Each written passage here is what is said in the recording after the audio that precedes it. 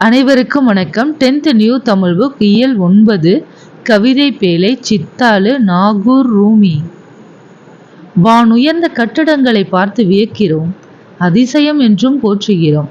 அதை உருவாக்க உழைத்தவர், வியர்த்தவர், இடுபொடிய பாடுபட்டவர்களை நினைத்ததுண்டா? அந்த ஏழைகளின் துயரை, ஏங்கிடும் அவர் வாழ்வை, அவர்களின் பசிக்குறி முகங்களை நொடியேனும் நினைப்பதுண்டா? இன்னடிலே இருக்கும் தொழிலாளர்கள் நிலையை கவிஞர்கள் நினைக்கிறார்கள்.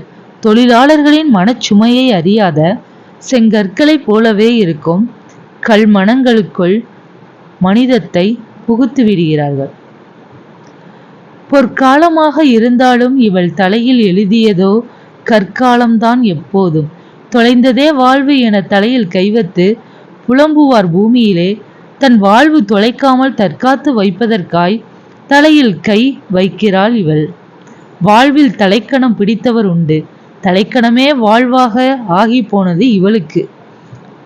அடுக்குமாடி அலுவலகம் எதுவாயினும் அடுத்தவர் கனவுக்காக அழிக்காமல் இவள் சுமக்கும் கற்களெல்லாம் அடுத்த வேளை உணவுக்காக. செத்தாலும் சிறிதளவே சலனங்கள் ஏற்படுத்தும் சித்தாளின் மனச்சுமைகள் செங்கற்கள் அறியாது.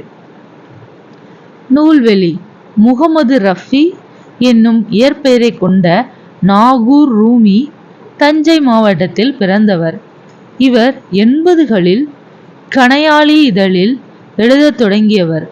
கவிதை, குறுநாவல், சிறுகதை, மொழிபெயர்ப்பு என பல தளங்களில் இவர் தொடர்ந்து இயங்கி வருபவர்.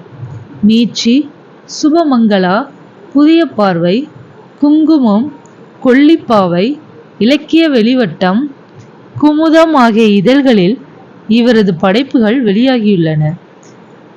இதுவரை நதியின் கால்கள், 7வது சுவை, சொல்லாத சொல் ஆகிய 3 கவிதை தொகுதிகள் வெளியாகியுள்ளன.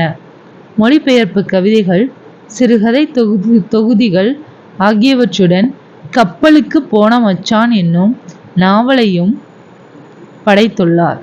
நன்றி.